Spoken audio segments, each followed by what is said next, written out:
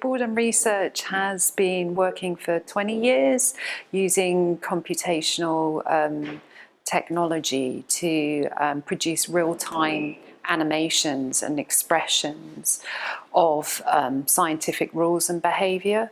So recently we've been working with two scientists. So we've been working with a neuroscientist and also a mathematical modeller that's looking at infection transmission scenarios. And we're looking at creating poetic expressions of their data or their mathematical models that they're working with, but very much over spatial environments and over extended time periods as well.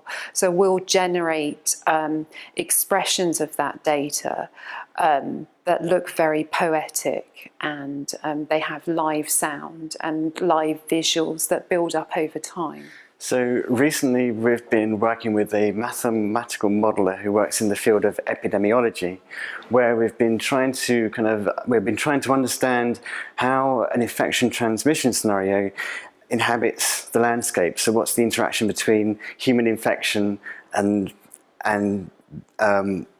the landscape. So we've been creating a representation of the infection that's very much seen from a human first-person perspective. The scientist that we've been working with is interested in a form of malaria called Plasmodium nosei, which is a zoonotic form of malaria which is jumping the species barrier from macaque to human. So in the work that we've created, we create a simulation of macaque behaviour. So we have virtual macaques that wander around the landscape, and in their wake they create these glowing forms that are evocative of the spiraling flight paths of mosquitoes and represent the mosquitoes becoming infected when they bite an infected macaque.